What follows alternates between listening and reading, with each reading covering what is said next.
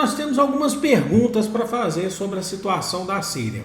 Primeiro, a quem interessa a queda do Assad? E segundo, como que vai ser a Síria daqui para frente? Como que vai ser as questões internas? Então são questões externas e internas que a gente tem que saber. Hoje a gente vai falar sobre isso, a gente vai tentar fazer uma projeção, tentar fazer uma análise sobre o que está acontecendo, baseado em fatos, em dados concretos, para a gente ver como que vai ser daqui para frente, tá bom? Então já vou abrir a nossa tela aqui, que você sabe que a gente sempre coloca.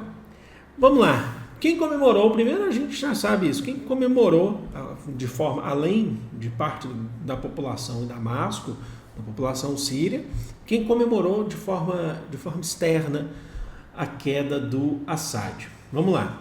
O Benjamin Netanyahu, premier de Israel, eu trouxe isso ontem para vocês, ele tinha dito que a queda de Assad é obra da força de Israel. E a gente até falou sobre isso mesmo, sobre Israel, nessa guerra que ela está travando, já tem 2 anos ali, na verdade a guerra 2 anos é sacanagem, é uma guerra que dura décadas já, mas nesse cenário atual, 2 anos aí, Gaza, daqui a pouco a gente fala um pouquinho mais sobre isso também, desmantelando boa parte das lideranças do Hezbollah no Líbano, mas o Hezbollah ele também tem atuação em outros países, numa guerra, num conflito, numa hostilidade contra o Irã, por exemplo, foi enfraquecendo grupos que se opunham a Israel. Então a queda de Assad, a gente até falou aqui que os grupos rebeldes na Síria, eles chegaram e aproveitaram a oportunidade do enfraquecimento dos grupos que se opõem a Israel. O Assad, o Bashar al-Assad, presidente da Síria, estava no poder há 24 anos, era o dele. Eu falo 24 anos, mas o pai dele antes já esteve no poder, acho que se eu não me engano, por 30 anos. Tá? Quem mais noticiou e comemorou isso? O Joe Biden, presidente dos Estados Unidos. E como você sabe que com o Donald Trump isso não vai ser diferente. Tá? A gente tem que fazer uma projeção pensando também no Donald Trump como presidente a partir do dia 20 de janeiro de 2025. O Joe Biden afirmou que a queda do Assad é um momento histórico para o povo sírio. Mas será que é só para o povo sírio que é um momento histórico? Ou também é um momento histórico para os potenciais aliados da Síria a partir de agora com um novo governo de coalizão? Vamos lá, tem mais coisa. Deixa eu pegar minha caneta aqui. Ok. Quem que vai governar a Síria a partir de agora? A gente sabe.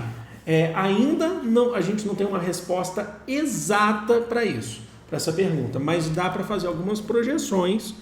Inicialmente, o grupo que derrubou na prática o Bashar al-Assad, que é aquele grupo que foi saindo, já tinha conquistado províncias ao norte, tinha conquistado em uma semana, teve um plano extremamente bem sucedido, conquistou, por exemplo, Alepo, veio descendo, derrotando tropas de Assad, tropas oficiais do governo, até chegar na capital Damasco, que é o HTS, que é o Hayat Tahrir al-Sham. E a gente falou disso ontem, que tem a liderança, ontem eu falei, passei um panorama, passei um histórico da liderança do Abu Mohammed al-Jalawani, que é um cara que surgiu, ele não nasceu na Síria, se eu não me engano, ele nasceu ou na Arábia Saudita ou nos Emirados Árabes Unidos, mas ele é filho de pais, sírios, e ele vai para o Iraque em 2003, só para dar um panorama rápido aqui para vocês, se alia ao Al-Qaeda em 2003, depois ele sai do Iraque, ele é preso no Iraque em 2010, depois ele é solto em 2011, ele forma lá o seu grupo, se opõe a vários outros, se opõe aos Estados Unidos, a vários outros grupos, se alia ao Estado Islâmico e à Al-Qaeda, tem aliança, depois ele rompe não necessariamente no sentido de romper e falar assim, eu sou contra vocês, mas ele rompe formalmente falando assim, a gente vai ter uma atuação própria. E a partir de 2020, por ali, ele passa a afirmar que a luta do grupo, do HTS, era especificamente para derrotar o Assad. Conseguiram. Mas e agora, como é que vai ser? O primeiro-ministro da Síria falou que está disposto a formar um governo de coalizão, certo? Está disposto a formar um governo de coalizão. Então, inicialmente, tá? Não significa que vai ser isso, mas inicialmente é esse grupo que vai formar um governo que seja inicialmente provisório, mas que a gente tem que ver quais serão os planos daqui para frente. Então, por exemplo, um governo provisório que a gente não sabe se ainda vai ter uma postura moderada. Uma coisa a gente sabe, talvez ele não queira arrumar encrenca com os Estados Unidos ou com Israel. Tá? É um grupo que surgiu do terrorismo, é um grupo terrorista, mas que talvez não queira arrumar encrenca com os Estados Unidos ou Israel. A gente falou disso ontem. Mas que tem uma postura, talvez uma postura moderada, só para garantir a transição de governo, e depois pode ser que ele coloque em prática o que ele já fez no passado, né? Enquanto um grupo que antes foi aliado à Al-Qaeda, ao Estado Islâmico e por aí vai. A gente ainda não sabe, é preciso ver. Agora, de certa forma, quem que está sendo favorecido para isso, daqui a pouco eu vou mostrar um mapa para vocês, é Israel e Estados Unidos, porque quem caiu era um dos principais opositores a essas forças, certo? Independente de quem que está no poder agora, quem que vai assumir o poder, certo? Vamos lá. Israel, inclusive, tinha feito bombardeios em Damasco ontem, né? Fez bombardeios, fala assim, nós estamos aí ajudando a derrotar o Assad. Israel fez isso. Mas a gente tem que entender um pouquinho mais sobre isso ainda. E o Assad está na Rússia? Pois é, a gente tem hoje a notícia de que o Bashar al-Assad ele foi para a Rússia, o Kremlin, que é o governo russo, ele concedeu asilo político ao Assad, significa que ele vive na Rússia como um aliado da Rússia, e assim, significa que vai ficar por ali, agora ele vai viver para sempre ali? A gente também não sabe. Por quê? Porque o que eu vou falar para vocês é que essa guerra, esses conflitos no Oriente Médio, eles estão longe de terminar. Já duram mais de um século, se você for... Não, mais de um século não, mas duram mais de décadas. Os conflitos que acontecem no Oriente Médio sempre tem alguma coisa por conta de interesses externos, tá? A Rússia, para dar um exemplo para vocês, hoje ela pediu a convocação do Conselho de Segurança da ONU, vai ser... Hoje, vocês estão vendo esse vídeo, possivelmente já teve essa reunião do Conselho de Segurança da ONU, mas eu acredito que não vai dar tanta coisa, porque você sabe que o Conselho de Segurança da ONU é formado pelos países, mas os principais ali são os países, os membros permanentes, Estados Unidos, Rússia, China, certo? E aí você tem o poder de veto desses países. Os Estados Unidos está lá para equilibrar forças com a Rússia, por exemplo. Então, o que a Rússia vai pedir no Conselho de Segurança da ONU? Possivelmente que a ONU faça um pedido de intervenção dentro da Síria, mas os Estados Unidos não vai querer isso. Os Estados Unidos está comemorando a queda do Assad, certo? Então, assim, se tiver alguma coisa diferente, vocês podem ter certeza que eu vou trazer vídeo para vocês, se é que eu já não trouxe, hein? Se é que eu já não trouxe, mas vamos lá. Então, assim, a quem interessa de fato a queda do Assad? Interessa a Israel, interessa aos Estados Unidos. Por quê? Porque eu vou mostrar um mapinha agora para vocês. Enfraquece a Rússia, enfraquece a posição russa, não só da Rússia, mas também do Irã, porque você tinha um aliado da Rússia no Oriente Médio. Um aliado do Irã. A Rússia, ela reduziu o número agora de aliados dela no Oriente Médio. E eu falei para vocês que a Rússia ela está envolvida até a tampa, até a cabeça na guerra contra a Ucrânia, que é uma guerra que está demorando para acabar, dura mais tempo ainda do que a guerra que está acontecendo entre Israel e Palestina, certo? A guerra civil na Síria vem desde 2011, mas estou falando desses conflitos atuais entre Israel, Palestina, Hezbollah e tal. A Rússia está envolvida até a tampa. Até quando que a Rússia vai conseguir fazer uma intervenção direta militarmente na Síria para restabelecer o poder do Assad? Muito difícil de acontecer, mas se acontecer, logicamente que a gente traz aqui. Agora, temos um mapa aqui. Esse mapa aqui tem algumas coisas aqui muito importantes a considerar. Os países em vermelho são países que existe, de certa forma, uma oposição à presença dos Estados Unidos. Então, ele está aqui em relação aos Estados Unidos, tá bom?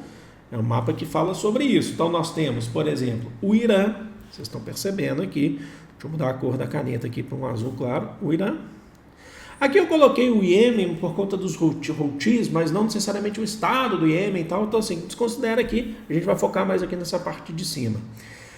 A gente tem o Líbano também, mas a questão é que o Líbano tem o Hezbollah. O Hezbollah não é o governo do Líbano, apesar de algumas relações, claro, Mas, por exemplo, o governo do Líbano, tá? O Estado libanês, ele não é rompido necessariamente com os Estados Unidos, tá bom?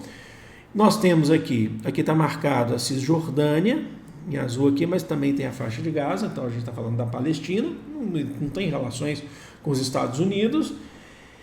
Bom, o Iraque, desde a queda do Saddam Hussein e a formação de um governo de coalizão pró-Estados Unidos, o Iraque, apesar de existirem grupos no Iraque rebeldes e contra a presença de Israel e dos Estados Unidos no Oriente Médio, o Iraque, enquanto um Estado, a situação é uma situação de relação com os Estados Unidos.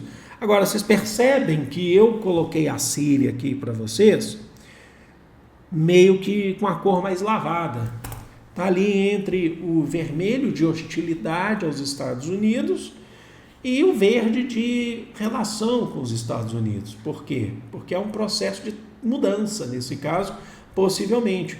No último vídeo que eu fiz, muitos de vocês falaram assim, a Síria pode se tornar ali um estado fantoche dos Estados, mais um aliado dos Estados Unidos, vamos ver como é que vai ser esse grupo, né?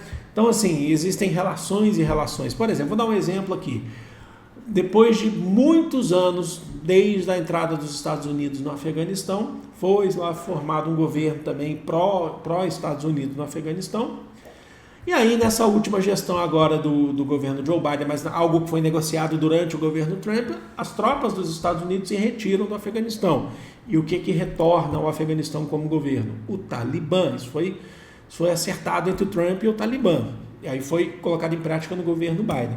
O Talibã assumiu afirmando que não ia ter posições radicais, não ia ter posições extremistas, e sim posições moderadas, que o Talibã mudou e tal. A situação hoje do Afeganistão é quase igual como era antes.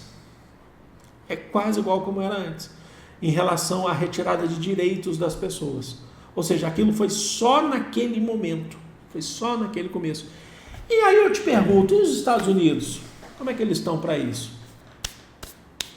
Eles lavaram as mãos e falaram, a gente não quer saber.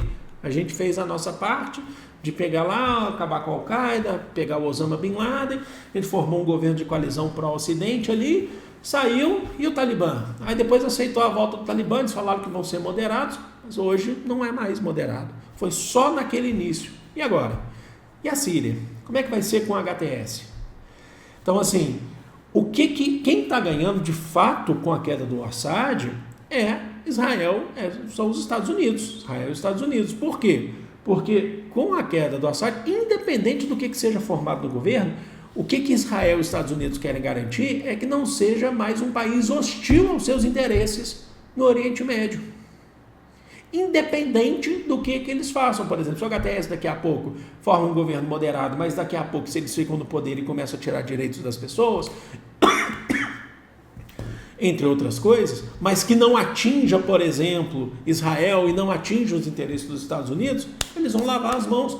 Porque eu falei isso para vocês, que a relação com o Oriente Médio, assim como a relação, por exemplo, dos Estados Unidos com outros países, é seletiva. Não é uma defesa da democracia. A defesa de uma democracia é defesa do seu próprio interesse.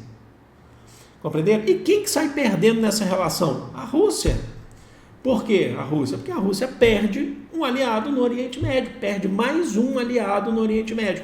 Agora, você quer saber, essa guerra, esses conflitos que acontecem no Oriente Médio, enfim vão acabar? Mas está longe disso, está muito longe disso. Sabe por quê? Porque nós já temos notícias de que no Líbano, o norte do Líbano está sendo bombardeado por Israel. Professor, mas não tinha um acordo de paz? Tinha, mas Israel respeita? Não respeita. Já está bombardeando, matando gente no norte do Líbano, região cristã, inclusive, do Líbano. Professor, mas agora não vai acabar? Não. Você sabe por quê? Quanto mais vitória, neutralizando um rival, um adversário, isso te dá mais força e legitimidade para continuar fazendo guerra, para continuar fazendo massacre. A gente está vendo que em Gaza não existe mais hospitais. Essa noite, a gente teve mais ataques de Israel em Gaza. Por quê? Porque basicamente, praticamente não existe mais resistência a Israel no Oriente. E aí tudo que a gente já falou lá atrás, quando começou esse conflito atual, que eu fiz vídeo aqui no canal explicando sobre o sionismo, que sionismo não é semitismo, a gente está falando de sionismo, o projeto de Estado de Israel de nacionalismo judeu, que busca, inclusive, o extermínio de outros grupos, do ponto de vista do Estado. Então quer dizer que todo judeu é assim? Não, a gente está falando de sionismo. Nem todo judeu é sionista. É muito importante que isso fique claro, eu estou falando aqui com palavras claras para vocês, compreenderam? Essa guerra está longe de acabar, na verdade o massacre, ele está longe de terminar do que está acontecendo, e é mais uma derrota para a oposição a Israel e aos Estados Unidos. Ah, professor, você está defendendo um lado ou do outro? Não, a gente está fazendo uma análise aqui do que está acontecendo. É simples, não está defendendo nenhum lado nem o outro, está fazendo análise e eu não deveria nem estar explicando isso para vocês, né? Porque para quem chega aqui para entender o vídeo sobre o que está acontecendo, está tranquilo.